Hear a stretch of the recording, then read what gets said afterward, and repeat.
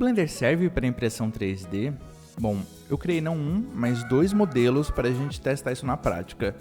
Um de modelagem orgânica e outro de modelagem técnica de precisão milimétrica, e a gente vai explorar cada um desses workflows, né, e falar sobre suas peculiaridades, desafios, facilidades, problemas e responder a pergunta, né, se o Blender serve ou não serve para impressão 3D. O que eu posso te adiantar até agora é que depende. Vamos ver. Oi, eu sou Eduardo Garcia e esse é o antigo canal Blender Power, que agora se chama Polímata, que representa os nossos novos princípios aqui para o futuro do canal. Polímata, que se você procurar no Wikipedia, vai ver que significa a pessoa que domina várias áreas do conhecimento. Eu estou longe disso, muito longe disso, mas eu me interesso por várias coisas, em aprender em várias áreas do conhecimento, e eu imagino que você também. E, bom, de acordo com a minha definição, isso é o suficiente para ser considerado polímata. E nesse canal a gente vai falar de 3D, de programação, de arte, de impressora 3D e tudo relacionado a essa vontade de aprender, criar e compartilhar. E dito isto, meu parça, se inscreve aí e bora pro vídeo. E vamos começar pela modelagem técnica. Para isso eu escolhi modelar uma peça que vai servir de suporte para o meu relógio aqui nesse painel aqui atrás. O que eu quero fazer é criar um suporte para o meu smartwatch, de forma que quando eu pendure ele no painel, ele comece a carregar. Então eu vou fazer uma peça que vai anexar o carregador e por cima eu vou colocar o relógio. E antes de sair modelando, primeiro eu pego as medidas da peça com o paquímetro que está aqui e pego todas as medidas, passo por papel, desenho, tento rabiscar alguma coisa ali ou outra. Desenhar me ajuda a esclarecer melhor o entendimento da peça que eu vou criar. E depois criar alguma coisa ali, algum sketch bem rápido, porque o papel aceita tudo, né? Então, eu posso fazer um rabisco bem simples ali, não preciso me comprometer com uma modelagem antes. Então, desenho, não gostei, rabisco, apago, errei, faço de novo. Então, criar uma peça no papel, para mim, é mais fácil, para mim é mais prático, e é isso que eu faço todas as vezes. Para fazer a modelagem dentro do Blender, eu vou utilizar um add-on chamado CAD Sketcher. O CAD Sketcher, ele traz funcionalidades de CAD para dentro do Blender. CAD, que seria um desenho assistido por computador, né? O CAD seria, sei lá, Computer Aided Drawing, eu acho, enfim, que deixa a gente criar coisas com precisão milimétrica. A gente pode definir dimensões, ângulos, diâmetros, enfim. Aqui dentro do Blender, o CAD Sketcher funciona mais ou menos assim.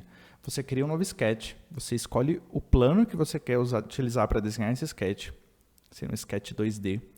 Você seleciona as ferramentas aqui para adicionar as primitivas, as formas. Por exemplo, eu vou adicionar esse círculo 2D. Vou criar um círculo e agora eu posso adicionar uma constraint. Eu quero definir que esse círculo vai ter exatamente 1 metro de diâmetro. Eu clico em Tools, seleciono o diâmetro, clico no círculo novamente, ele já vai criar uma constraint para mim. E agora eu posso editar falando que ele vai ter exatamente 2 metros de diâmetro. Isso vale para milímetros, quilômetros, enfim, tudo que você quiser desenhar de forma precisa. Esse é o resultado da modelagem. Eu fiz o relógio também aqui, de forma bem meia boca, né, sem muito detalhamento. Deixa eu esconder o layer do relógio. Aqui embaixo dá para ver onde vai encaixar o carregador na peça. A peça vai ficar presa no pegboard por esses ganchos, né, aqui nos buraquinhos do pegboard. E eu decidi imprimir essa peça em duas partes. Deixa eu esconder outro layer do carregador. Eu decidi imprimir ela separada dos ganchos, que eu posso colar elas depois, porque eu queria que a peça ficasse rente com a mesa de impressão, e se tivesse o gancho, eu não poderia fazer isso, né? Então eu decidi separar a peça em duas. E antes de mostrar o resultado da impressão e minha opinião sobre como foi a modelagem dessa peça aqui dentro do Blender, vamos para a peça orgânica, depois eu volto e falo de tudo de uma vez. Eu não costumo fazer commission, que é o trabalho encomendado, né? O trabalho pago ali.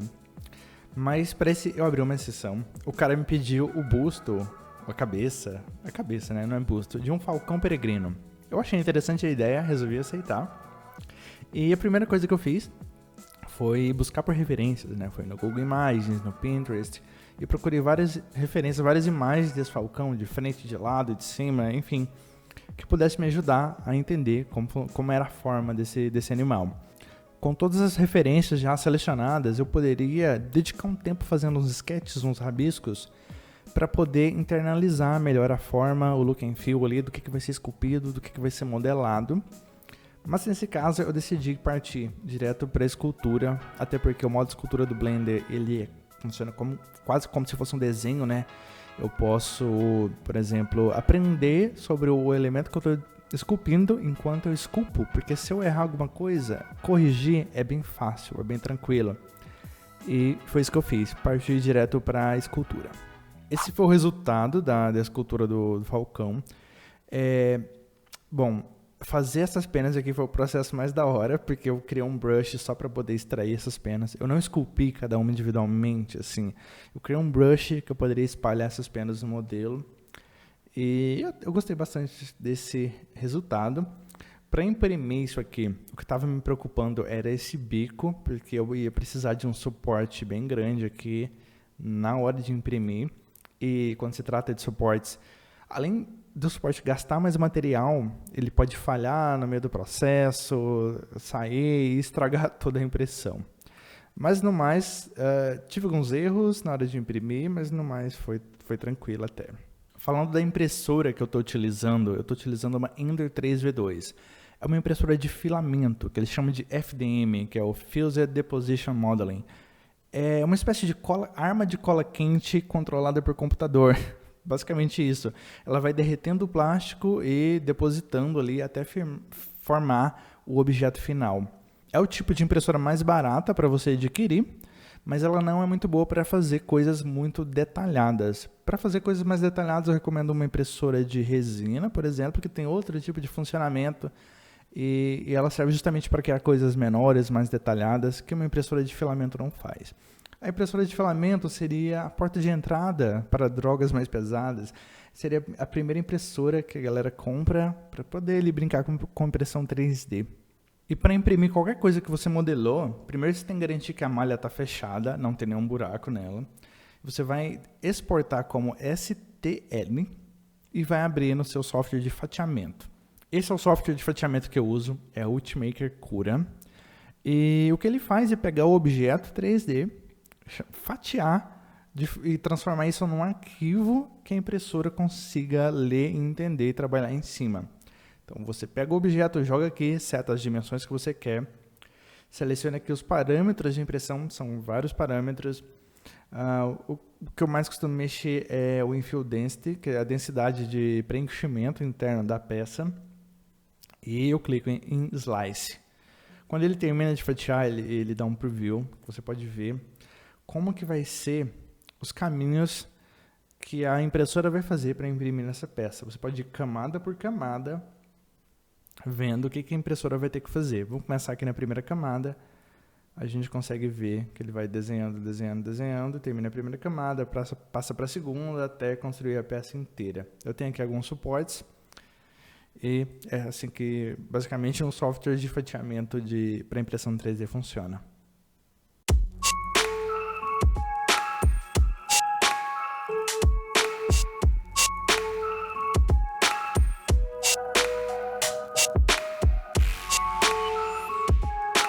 Tá, agora chega finalmente a parte de contar como foi a minha experiência seguindo esses dois workflows de modelagem para imprimir em 3D.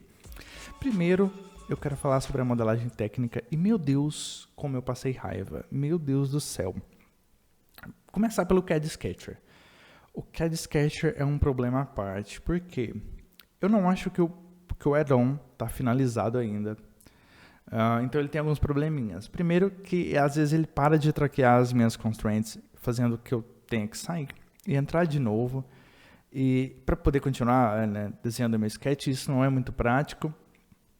Às vezes também ele me irrita porque ele cria uns labels dos constraints em cima dos pontos de ancoragem. Às vezes eu queria atrelar uma linha a um ponto de ancoragem. Quando eu clicava, tinha o texto ali da constraint em cima, fazendo que eu tenha que desabilitar o label, adicionar minha constraint e voltar o label se eu precisasse dele ali por algum motivo. Né? Eu acho que isso não é tão prático. Quando o desenho fica pronto, o seu sketch fica pronto, dificilmente você vai conseguir obter uma malha utilizável, usável a partir do teu sketch. Você vai ter que entrar no modo de edição, fazer várias limpezas, várias modificações para conseguir pegar uma mesh ali que consiga, sei lá, fazer uma extrusão para criar um modelo depois.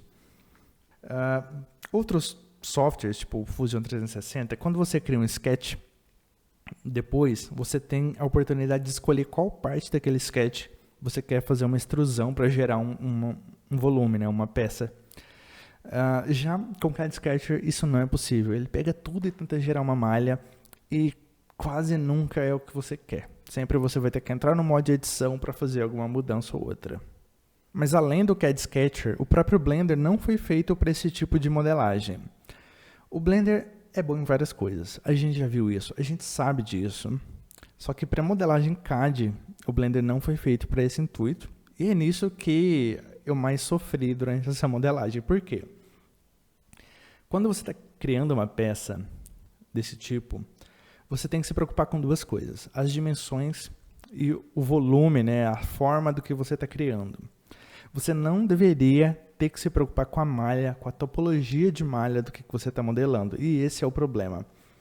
Você simplesmente não consegue. O tempo todo você tem que entrar no modo de edição, fazer algum tipo de limpeza na malha, fazer algum tipo de modificação, adicionar algum edge loop para poder fazer uma extrusão. E isso não é um workflow interessante. Quando você aplica um modificador, um booleano, por exemplo, e aplica ele, dificilmente você vai obter uma malha usável. A malha vai vir toda suja, você vai ter que entrar no modo de edição, fazer limpeza, mergear, deletar vértices que estão soltos. E, mais uma vez, você está ali preocupando com algo que você não deveria preocupar, que, né, topologia de malha, vértice, enfim, não deveria ser uma preocupação numa modelagem técnica. E a última razão pela qual eu não recomendo modelagem técnica do Blender é que o workflow de modelagem no Blender ele é destrutivo. Tem os modificadores, mas, enfim, ainda assim eu acho ele destrutivo. O que eu quero dizer com isso? Em outros softwares de CAD, quando você está modelando algo, você está aplicando uma sequência de passos no modelo 3D. E você tem a oportunidade de voltar num passo anterior, ou até bem antes disso, fazer alguma modificação e você não vai perder os passos atuais.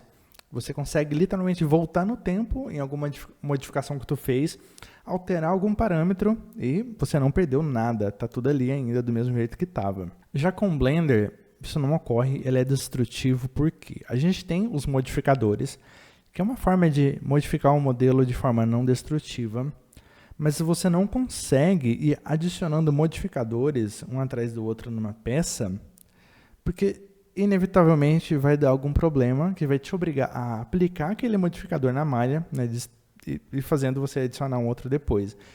Então você acaba perdendo os passos anteriores e isso é muito ruim para modelagem técnica, porque às vezes você quer corrigir uma medida ou outra e você precisa ter essa opção de voltar no tempo e alterar algum parâmetro lá atrás. Já a modelagem orgânica dentro do Blender, meu Deus, como é bom esculpir dentro do Blender, é uma delícia. O modo escultura já está em desenvolvimento faz anos, né? O Blender foi feito para isso. Mas o próprio modo escultura tem um workflow interessante, ele é fluido. Você não tem que se comprometer com a topologia de malha, talvez ali, no máximo, com a densidade da malha, mas não com a topologia. Então, se você errou, é fácil de corrigir. Se você mudou de ideia, mudou de direção, é fácil de você seguir essa nova direção esculpindo. É muito parecido com um desenho, né? Um desenho ali em 3D. Você está rabiscando e bota uma música e vai esculpir. É relaxante. É uma delícia. Recomendo muito para você, se você quiser começar a produzir peças para imprimir em 3D, modo escultura, vai fundo.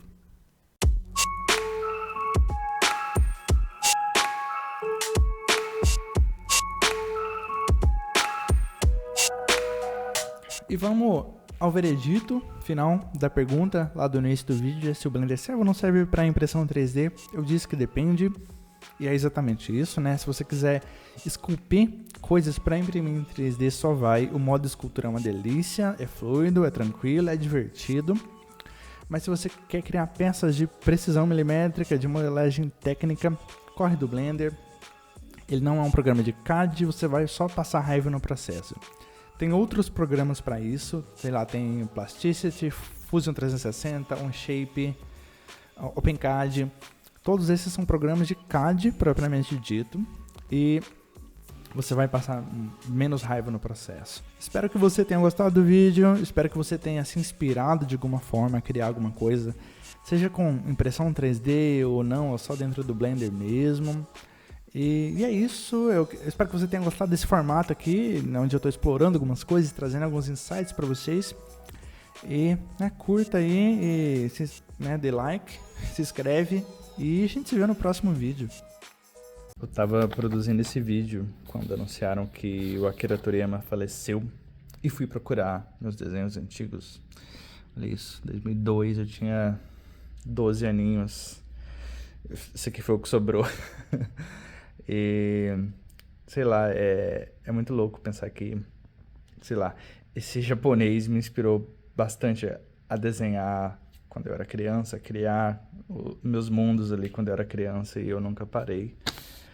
E como ele inspirou, sei lá, o mundo inteiro, né? O mundo inteiro conhece esses personagens aqui. Rest in peace.